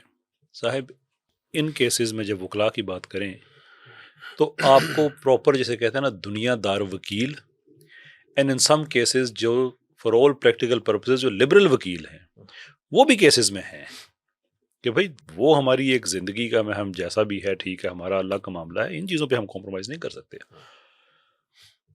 یہ اگزامپل میں اس لیے دے رہا ہوں کہ ہمیں لبرل طبقے سے ایک شکوہ ہے کہ آپ جو کر رہے ہیں ٹھیک نہیں کرو, سیکولر طبقے, لیکن لبرل طبقے کے وکیل بھی اس معاملے میں کیسز میں وکیل. تو اللہ کہیں سے کوئی نہ کوئی ذریعہ پیدا کرتا ہے. آپ کسی آدمی کو آپ رستے سے ہٹا دیں, آپ دھمکیاں دے دیں, یہ معاملات اس طرح رکتے تو نہیں ہیں, اس طرح سے تو کبھی نہیں رک سکتے. تو وہ بیسکلی سارا معاملہ ذاتیات کی حد تک ہے, وہ دھمکی ہو وہ کوئی اور ہو. تو میں تو دیکھیں ایک عام پرسن آف لا, میں خود وکیل ہوں, میرا بیک گراؤنڈ وکالت کا ہے, میں قانون کا الحمدللہ استاد ہوں, میں نے قانون پڑھایا ہے, میرے لکھے ہوئے کورس یونیورسٹی کی یو کے کی کچھ یونیورسٹیز میں پڑھائے بھی گئے, تو میں تو قانون کا رستہ نہیں چھوڑ سکتا. تو میرے خلاف آپ ایسا کریں گے, if you are a known person میں آپ کے خلاف قانونی کارروائی کروں گا, if you are an unknown person میں آپ کو بلاک کر کے آگے بڑھ جاؤں گا. If you want to take me out, by all means, exit is inevitable. If you want to do me a favor by making that exit the desired for and grand exit, sure. تو جاتے ہیں کسی حد تک بھی ہیں, پر وہ ان کا طریقہ کار ہے, وہ کرتے اس لیے کہ بندہ retract who, but I don't think انشاءاللہ. کنکلوژن کی طرف پڑھتے ہیں جناب, اور ایک سوال میں آپ تینوں حضرات سے, ایک میسج ہے اصل میں جو میں لینا چاہ رہا ہوں, وہ یہ کہ معاشرتی سطح پر جو برائیاں ہمارے معاشرے میں پھیل رہی ہیں, ان کے سدباب کے لیے قرآن و سنت کی روشنی میں ہمیں یہ بتائیں کہ آپ علماء اکرام کے کرنے کے کام کیا ہیں, ہماری دینی جماعتوں کے کرنے کے کام کیا ہیں, عوام الناس کے کرنے کے کام کیا ہیں. پہلے جناب عبدالوارث بھائی. اقبال نے کہا تھا کہ ڈرتا نہیں ہے موت سے یہ فاقہ کش ذرا, روح محمد اس کے بدن سے نکال دو. جب تک تو اللہ کے رسول صلی اللہ علیہ وسلم کی آشنائی تھی, محبت تھی, آپ کے احسانات تھے, آپ کے وہ رات کو اٹھ کے دامن اٹھا کے دعائیں مانگنے کا جذبہ سینوں میں بیدار تھا نا, تب تک تو واقعتاً ہم اپنے بال بچے, جان مال, عزت, آبرو سب قربان کرنے کے لیے تیار تھے. اور جب سے سر واقعہ یہ ہے کہ ہم رسول اللہ صلی اللہ علیہ وسلم سے نا آشنا ہوئے ہیں, تب سے ہمارے جذبات بھی ماند پڑ گئے ہیں. 2006 اور 7 کے درمیان میں اسلام قبول کیا. 2007 کے بعد ایک ایسا انسیڈنٹ ہوا کہ جو ہے وہ خاک شائع ہونے تھے, اور خاک شائع ہونے سے قبل مال روڈ کے اوپر ایک ایسا احتجاج میں نے دیکھا کہ مال روڈ کے اوپر تل رکھنے کی جگہ میسر نہیں تھی. یہ تھا جذبہ ایمانی. ابھی خاک شائع ہوئے نہیں تھے, ہونے تھے, یہ خبر تھی. آسیہ مسیح, اس نے پودنو بلیسفیمی نہیں کی تھی, کچھ الفاظ تھے جو الفاظ ہی کہے تھے ایک مجلس, لیکن پورا پاکستان کا جو مسلم معاشرہ ہے وہ باہر سڑکوں پہ موجود تھا. سر میں یہ سمجھنے سے قاصر ہوں کہ آج مسلمان کے ایمان کو کیا ہو گیا. یہ بلیسفیمی کیا ہماری دینی جماعتوں, تمام دینی جماعتوں کے علم میں نہیں ہے؟ کیا مسلم معاشرے, تمام سوشل میڈیا, کیا تمام مین اسٹریم میڈیا کے علم میں نہیں ہے؟ اس کا مطلب یہ ہے کہ ہماری رسول اللہ صلی اللہ علیہ وسلم سے محبت یا تو ثانوی درجے کی ہے یا ہم نا آشنا ہو چکے ہیں. ضرورت اس بات کی ہے کہ وہ بھولا ہوا عہد و پیما دوبارہ سے یاد کیا جائے. ہارون نے پوچھا تھا امام مالک سے رحمۃ اللہ علیہ کہ رسول اللہ صلی اللہ علیہ وسلم کی ناموز پہ اگر کوئی حرف آ رہا ہو تو مسلمان کی ذمہ داری کیا ہے؟ کہا کہ مسلمان کو اس کا بدلہ لینا چاہیے, حفاظت کے لیے تمام ذرائع اور وسائل استعمال کرنے چاہیے. کہا کہ اگر مسلمان نہ کرے تو کہا پھر مسلمانوں کو چاہیے کہ وہ مر جائے. سر یہ جو رسول اللہ صلی اللہ علیہ وسلم کی محبت کا بھولا ہوا سبق ہے نا, یہ ممبر و محراب سے بھی اس کی آواز اٹھنی چاہیے, والدین کو بھی اپنے اولاد کو بتانا چاہیے, سر اسکول, کالج, یونیورسٹیوں میں بھی یہ بات ہونی چاہیے, اور تمام جماعتوں کے اندر بھی یہ سبق جب تک دوبارہ سے دہرایا نہیں جائے گا سر بات نہیں بنے گی. کیسر احمد راجہ صاحب, آپ کیا میسج دیں گے اس حوالے سے؟ دیکھیے, ایک تو یہ جو ایشو ایٹ ہینڈ ہے بلاسفیمی والا, اس حوالے سے تو میں کہنا چاہوں گا کہ دیکھیں, ہم یہ کہیں گے کہ یہ کیسز سچے ہیں, بلاسفیمی پروڈکشن گینگ ہے, کچھ صحافی ہیں, کچھ وکیل ہیں, وہ کہیں گے جھوٹے ہیں. تو لوگوں کو پہلے تو گمراہ کیا گیا, لاکھوں روپیہ اس پہ لگایا گیا, 35-40 لاکھ تک کی میرے پاس اطلاع ہے کہ سوشل میڈیا پہ اتنا صرف کیا گیا, بورڈز لیے گئے, کمپینز کی گئیں, اور کیا کیا کچھ کیا گیا. تو اسے لوگوں کو بڑی تعداد میں تو ایک طرح سے ان کو گمراہ کرنے کی کوشش کی گئی, گینگ کا نیریٹو لوگوں کے ذہن میں ڈالا گیا. تو اس کا تو ایک سلوشن ہے. وہ سلوشن یہ ہے کہ جتنے بھی کیسز عدالت کے ریکارڈ پہ موجود ہیں, کوئی آدمی اپنی مرضی کا کیس, ایک نہیں 10, مینس آپ کی اپنی مرضی ہے. جو عدالت کے اٹیسٹڈ ڈاکومنٹس ہیں, جو پبلک ریکارڈ کا حصہ ہوتے ہیں, اس پہ وہ ایویڈنس آپ ایگزامن کر کے دیکھ لیں, صرف اتنی سی بات ہے. اور پوچھیں کہ یہ ہادی علی چٹھا صاحب ہو گئے, یہ فلاں فلاں جتنے ہو گئے, یہ عدالتوں میں فورینسک رپورٹس کو کیوں مانتے ہیں؟ چیلنج نہ کرنے کا یہ بائنری ہے نا کہ ادھر آپ چیلنج کریں گے یا آپ اسے ایکسیپٹ کریں گے، ٹھیک ہے جو ہمارے خلاف ایویڈنس ہے ہم اسے ایکسیپٹ کرتے ہیں. سوشل میڈیا پہ جتنا یہ شور مچاتے ہیں، کیا وجہ ہے کہ عدالت میں یہ جس چیز کے بارے میں سوشل میڈیا پہ کہتے ہیں یہ غلط ہے، عدالت میں اس کو ٹھیک سمجھ رہے ہوتے ہیں؟ تو یہ وہ قرائنی شہادتیں ہیں. اور یہ جو دوسری اگزامپل دی ہے، پہلی تو پرائمری ایویڈنس ہے نا کہ آپ ایویڈنس خود آگے دیکھ لیجیے جناب، اس میں کیا مسئلہ ہے. تو ایک تو یہ ہے. دوسری جو جنرل بات ہے کہ جو سوال ہے نا کہ معاشرتی سطح پہ جو برائیاں ہیں اوور آل علماء کو کیا کرنا چاہیے. ہمارے پاس یہ آخری موقع ہے کہ ہم دین کو ایک ڈفرنٹ طرح سے پیش کرنا شروع کر دیں. آخری موقع اس لیے کہ دیکھیں ہمارے پاس ایک لبرل طبقہ بڑے عرصے سے دین کے خلاف کام کرتا رہا، وہ irrelevant ہو گیا ہے. دے ول گو، ہسٹری کے بن میں وہ جانے والا ہے. اس لیے کہ جہاں سے اس کی سوچ فہم آتی تھی وہاں پہ لبرلزم ڈکلائن پہ جانا شروع ہو گیا، یعنی کہ ویسٹ میں وہاں پہ جو کرسچن پاپولزم ہے بڑی تیزی کے ساتھ سویپ کر رہا ہے ہر طرف. اب خوف آتا ہے مستقبل سے کہ وہاں پہ جو وہاں کا آلٹ رائٹ ونگ ہے وہ نہ پاکستانی لبرلز کے ساتھ کھڑا ہوگا لیکن اور یار عالم اسلام پہ سر جو بات یہ ہے کہ اگر وہاں پہ ڈکلائن کر رہا ہے تو یہاں پہ تو رائز پہ جا رہا ہے نا، نہیں، تو میری ان کو سنیے. سپورٹ کر رہے ہیں تو یہ اچھل کود رہے ہیں نا. سر میرا جی. اگر آپ کے حساب جی. لبرلز اب سپورٹ اس طرح سے نہیں کر رہے ہیں. ٹرمپ سے پہلے $200 ملین ٹرانسجنڈرزم کے لیے پلیج کیا گیا تھا، آئے پیسے. ٹرمپ نے پہلے دن آ کے لائن پھیری ہے اس پہ. اب یہاں جو سپورٹ کیا جا رہا ہے اس کے اندر مارکسسٹ ایلیمنٹ اپنی جگہ پہ ہے، وہ ایک ڈفرینٹ ڈبیٹ ہے جو progressive liberalism so to speak. میں عرض کر رہا ہوں کہ وہاں پہ جو ایک رائز ہے کرسچن پاپولزم کا وہ اتنا ایسا نہیں ہے کہ اس کے سامنے ہم کہیں کہ یار ہم لبرل ویلیوز کے ساتھ رہ سکتے ہیں. جب تک ہم اسلام کو اب اس طرح سے پریزنٹ نہیں کریں گے کہ اس کا ایک اکنامک سسٹم ہے، اس کا ایک پولیٹیکل سسٹم ہے، یہ ایک پریکٹیکل چیز ہے، یہ صرف نماز روزے کا نام نہیں ہے، مستقبل ہمارے لیے یعنی بہت برا اسلام ہوگا. ایک مکمل ضابطہ ہے یاد. ہمارے پاس آپشن نہیں ہے نا. دیکھیں ہندوستان بڑی تیزی کے ساتھ ہندوتوا کی طرف جا رہا ہے سیکولرزم کو چھوڑ کے. ویسٹ کے اندر کرسچن پاپولزم کا پورا رائز ہو رہا ہے. ہمارے پاس آپشن کیا بچے ہیں؟ مارکسسٹ دنیا میں اسپینڈ کرتے ہیں کمپینز وغیرہ یہ وغیرہ، لیکن اس کے اندر کوئی یہ طاقت تو نہیں ہے کہ کسی جگہ پہ جا کے کوئی تہذیبی اثر اپنا ڈالے. ہاں آپ گھر کے اندر آپ ایک کسی موذی جانور کو آپ داخل ہونے دیں اور آپ نہ روکیں تو وہ تو داخل ہوگا، وہ ایک تو اور نقصان چیز ہے، پہنچائے گا نا. پہنچائے گا. تو میں اس حوالے سے کہتا ہوں کہ اب ہمارے پاس جو ٹائم ہے وہ یہ ہے کہ جیسے باقی دنیا اپنے اوریجنل سسٹم کے ساتھ کنیکٹ ہو رہی ہے، ہم بھی اسلام کے ساتھ کنیکٹ کریں پولیٹیکلی، اکنامکلی، سوسائٹل لیول پہ، کہ تزکیہ نفس از دا اسٹارٹنگ پوائنٹ، اس کو اپنی منزل نہ بنائیں. ہم منزل جو ہے وہ تو خلیفۃ الارض، یہاں پہ نماز روزے کے لیے تو فرشتے بڑے اچھے کرتے ہیں، ہم نہیں اس لیول پہ جا سکتے. تو ہماری جو سروائیول ہے وہ اس چیز میں ہے کہ اسلام کو ایز اے سسٹم ہم مانیں، بیکاز سب اپنے اپنے سسٹمز کی طرف جا رہے ہیں.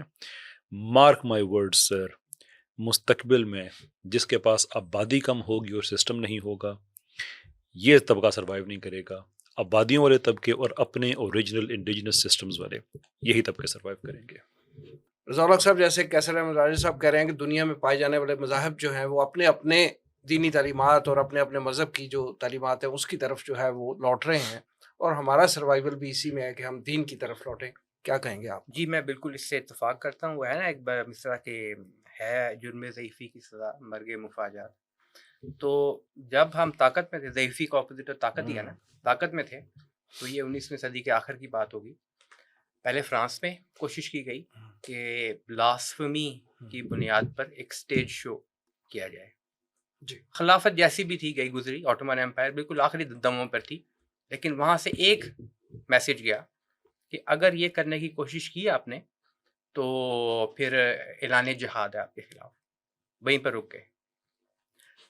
انہی لوگوں نے برطانیہ میں جا کے اس کی کوشش کی. یہ تقریباً 20ویں صدی کے آغاز کی بات ہوگی. تو دوبارہ خلیفۃ المسلمین جو ہیں انہوں نے، گئی گزری خلافت ہے یہ بالکل آخری دنوں کی ہیں، وہ سک مین آف یورپ کا کیا ہے اس کو کہا جاتا تھا وہاں پہ، مرد یورپ کا مرد بیمار.